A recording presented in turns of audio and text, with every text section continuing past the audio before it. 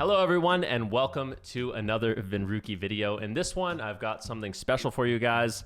As you may or may not know, I used to, back in the day, pretty much exclusively play the mage when I would compete. So most of my efforts and time was spent on mage originally. Then I branched out and played a little bit of Windwalker Monk. But these days, I do it a little bit differently. I pretty much play every single class in the game, all the different specializations. I have everything at max level. I've tried all the different healers, all the different range, as well as all the different melee. And I wanted to kind of highlight the top 5 that I'm having the most fun with this season and maybe give you guys a little bit of inspiration on some different specs that you can try out. If you guys watch my stream often, you'll probably know some of the ones that I'm about to highlight here today. But my goal with this video is inspire you guys to get into some a new class or a new spec for either 2s, 3s, solo shuffle, or battleground blitz. So without further ado, we'll get into the one you guys probably all know, the one I love that's nearest dearest to my heart, and that is going to be the Frost Mage. But before I get into all the details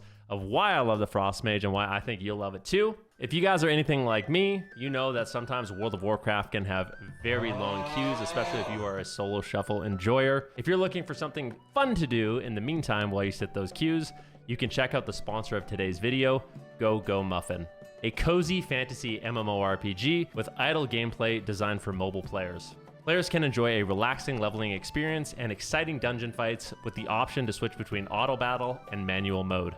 Party Dungeon allows for 4 or 6 players to cooperate and slay the dragon through clever cooperation among different professions. Through baking cat fruit work, you can create cat buns with different flavor effects. In the cat team, you can strategically equip 4 different cat buns simultaneously to activate stat bonuses.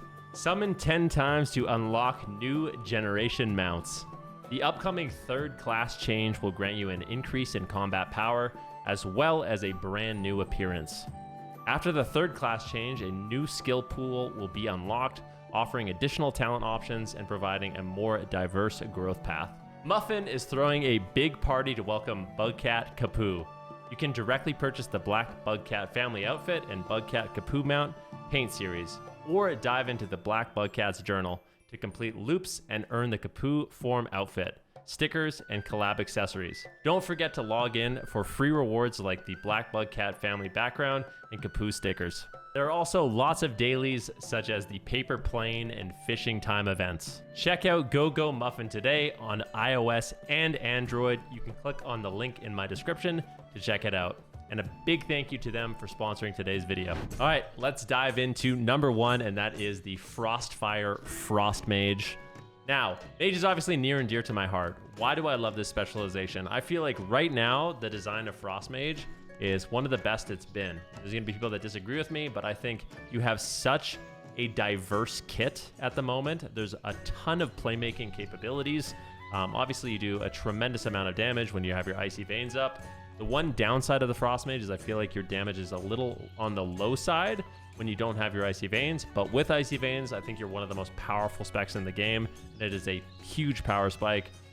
So you're basically going to play, the play style of Frost Mage is use your Icy Veins, play very aggressive, very in their face, put out lots of pressure, and then in the downtime, just try to control, try to survive, do your best to just get out crowd control, and Mage is obviously very good at that. You have lots of different win conditions, and this is one of the things that's fun for me, is you really can create a lot of opportunities for your team. Obviously, you have things like Polymorph, you have things like Ring of Frost, you have things like Mass Polymorph, so you can Polymorph one target, go Shimmer, Mass Polymorph a different target. You can do things like Snowdrift a target into a Deep Freeze, and then they get stunned in the Deep Freeze, or in the Dragon's Breath, and you can put out tons of pressure there, and you can use that for either damage, or you can use it for pure control. To extend the CC chain or to isolate a target, you can use things like Ice Wall.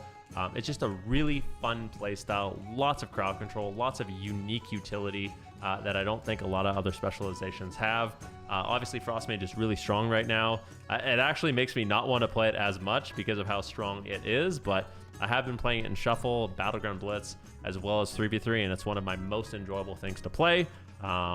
even regardless of its spec. Like, even regardless of its strength, even when Frost Mage isn't the best and Fire Mage is better, I still opt for the spec more often than not, just because I love the control of it, I love the snares, I love the roots, and I think right now the toolkit of the Frost Mage is super fun, so highly recommend you guys check it out. The next up, and I don't know if this is going to surprise you, it's kind of being a bit of a traitor here to the Mage, but I'm going to pick the Demonology Warlock. So Demonology has always been a spec that I find really fun, and I know a lot of people can find it frustrating because you're just dying to NPCs, you're fighting all these different demons, you know, you're getting stunned, you're getting coiled, you're getting feared. There's a lot of control on Demonology, and I think that's why as a Frost Mage, someone who enjoys the playstyle of Frost Mage, one of the reasons why I like Demonology so much is because you do have those similar goes, right? Like, you have a stun into a coil, you can fear. There's just lots of different setup potential, especially with having 2 different range stuns. You bring a lot of damage, and when you do finally get out, you know, all your different demons, you set up and, you know, you get your Felguard out, you're able to get out your doggies, you're out of the Gloomhound, the Tyrant. You can put out a tremendous amount of burst, and while these demons are bursting, you're able to just spam fear, which is one thing that I really like. You're actually encouraged to spam fear, because if you get interrupted on fear, then you can continue with your regular damage rotation of Hand of Gul'dans, as well as Demon Bolt. So the one downside of the Demonology Warlock is you do have to cast a lot. You're probably going to be interrupted a lot. The good thing is, if you're just cycling through fears and getting kicked on fears, you can actually just put out your damage rotation, and eventually they are going to run out of those interrupts. It's just one of those specs where you kind of have to think in advance exactly what you want to do. You have to anticipate being interrupted. But yeah, just a lot of control with the specialization. I love that it deals damage. I also love just the fantasy of summoning all these different demons to, you know, come to your side and chase down your opponents and harass them. It's a really, really fun specialization. You can obviously see it looks really cool. So this is my second specialization that I've been enjoying quite a bit so far this season. All right, the next one we have, and this might come to a surprise, it might not. I actually have been having a ton of fun on Warrior. So Arms Warrior in particular called me in the beta for War Within.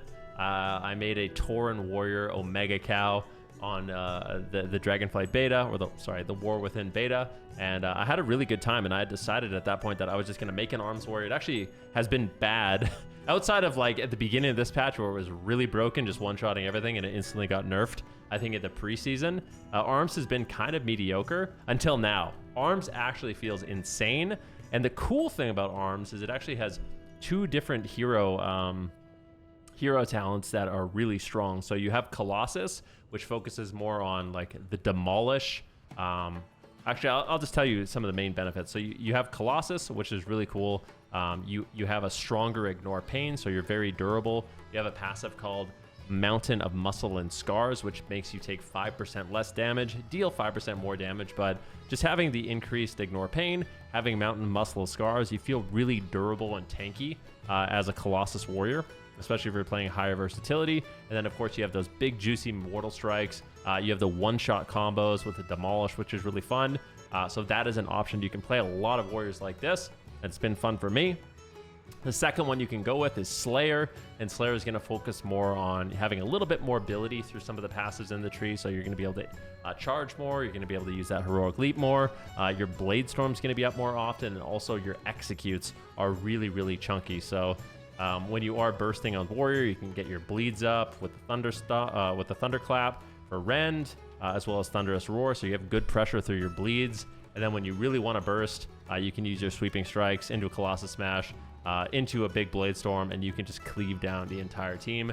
Blade Storm just got buffed. It feels really good right now. The consistent damage of Warrior is great. When you do get those execute procs, or they're in execute range, you're putting out a lot of damage like that.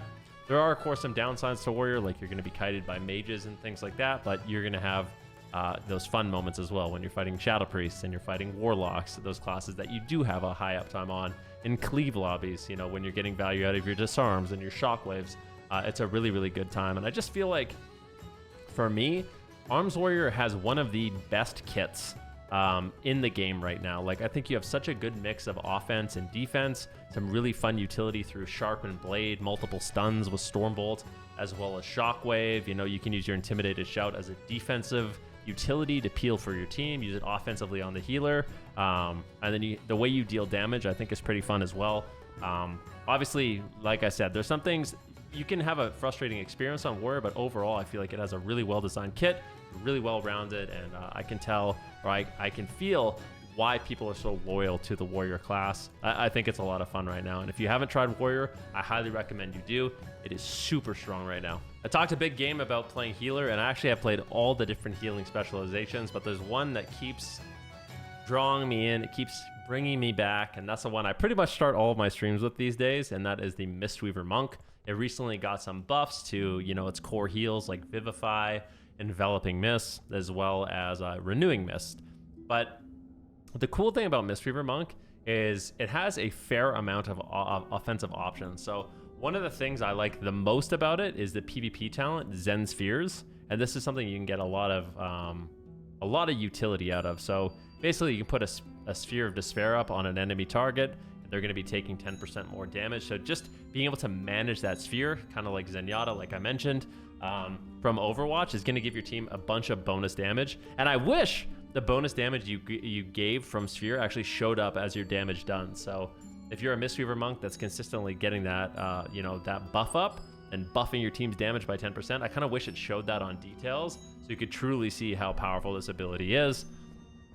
Kind of the meta spec for Mistweaver Monk right now is actually, playing Master of Harmony with multiple Thunder Focus Ts, and you get big crackling Jade Lightning. So you have a lot of healing through dealing damage. One of your most powerful heals is actually when you use a crackling Jade Lightning offensively.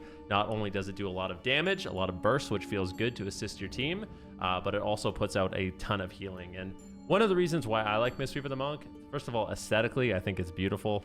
I just think it looks really cool. The green, the heal spells are great. I know that's not the greatest explanation, but aesthetically, I've just always vibed with the Mistweaver Monk.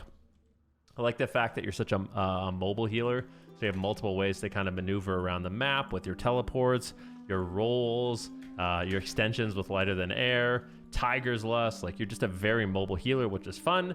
And then, of course, you have instant crowd control with your paralysis, so you can be a nuisance with that. Follow it up with a leg sweep. Things like Ring of Peace, I think, are a very cool utility.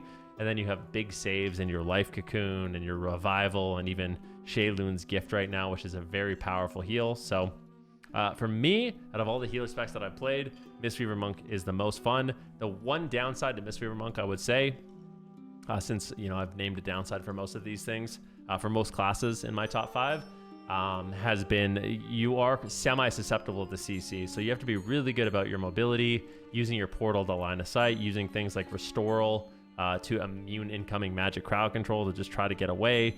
Even, in fact, using your Interrupt. Like, if you can dive in on a Warlock or a Mage who's casting a CC on you and give them a little kick right there to slow it down, that can be the difference between being in CC and losing the game and actually keeping yourself out of CC and potentially winning. So that's the one downside. You don't have the same kind of tools to defend yourself like a Priest, who can use things like Holy Ward right now, Spirit of the Redeemer, as well as Shadow Ward Death and Fade. So I would say people chasing you down for CC is the one major drawback, but other than that, I really like this specialization. I think it's a ton of fun right now, and basically all the different variants of the game in 2s, 3s, as well as Battleground Blitz and Solo Shuffle. So if you're looking for a new healer, I think Mistweaver Monk is a great choice. And last, but certainly not least, there's been a lot of specs that could have gone in this position, but this is actually just from today, and I never thought I would say this, but it's actually going to be Sub Rogue. Now, I was not vibing with Sub Rogue. I didn't think it was that fun,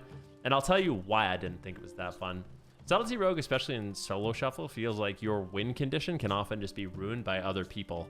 Like, you're the specialization that has super high damage in a stun lock window. So it's up to you as the Subtlety Rogue to make plays by, gouging the healer into a stun, or, stunning into a blind, getting crowd control on the healer, and then going in, getting that stun lock and killing someone. And if you guys play Sub Rogue, it can be very frustrating when you try to set that up, but your team's just putting things on diminishing return, throwing in little 1-second shockwaves, or, a little paralysis to DR your gouge, or, just any one of the many ways people can screw up your DRs as a Subtlety Rogue. And I was not really vibing with it until I copied the legendary Trill. So Trill is playing a very unique build. A lot of the subtlety rogues I've heard, you know, I talked to Naj a little bit about it. He calls this like the PvE spec of rogue, but this spec of rogue with Trickster, I don't know what it is, but you passively cleave a lot. So you have a lot of cleave. So this is going to be a little bit different than what you think about sub rogue. You actually have a very high consistent damage, and you have a lot of cleave, and every single one of your shadow dances, especially if you use flagellation as well as your shadow blades, you are going to be doing a tremendous amount of damage, and it feels really bruiserish. Like this version of rogue that I played today, and I played a lot of this rogue today, this Trickster build where you're basically just stacking mastery and just running at people, you know, getting maybe a little bit of CC on the healer, but for the most part you're just sending stuns and killing things really, really aggressively. It feels kind of like how Monk used to feel, where you're just running around and anything you're hitting is dying and you're stunning it, and it feels really good, especially because you can farm shadow dances so fast, and every one of your shadow dances seems like it does a ton of damage. So I can kind of show you what the damage looks like a little bit here. So you can see like you're basically just going to keep up Rupture, pop your cooldowns like Flag, like Shadow Blade. I don't even know if I'm doing this right, but then once you pop your dance, you can just send the most damage ever, you know? And every single time you use a finisher, you're basically lowering the cooldown of Shadow Dance. So just sending your dances is actually going to lower your cooldown on Shadow Dance and just allow you to, you know, keep attacking, keep sending it, and you are doing a tremendous amount of damage. And the reason why they say it's like the PvE version of Rogue is because you are cleaving while you're doing this. Like, it's quite remarkable how much cleave damage you do due to this passive right here. Nimble Flurry. Your auto attacks, Shadow Stab, Shadow Strike, Eviscerate, also strike 7 additional nearby targets. So if you're hitting 2 different targets like a cleave or you have people stacked up, you are doing a lot of damage, like as much as any class that I've seen. So this is a very fun build of Rogue. I highly recommend you check it out. It's a little controversial. Not all rogues like it, but for me, who kind of likes the old school playstyle of Windwalker Monk, this really reminded me of that, and I really look forward to playing the specialization more. So if you want to, especially in solo shuffle, I think that this is a very fun spec, and I highly recommend you check it out. It's very fun at 2s as well, and I imagine 3s, it's what Trill's playing right now. So yeah, shout out to Trill.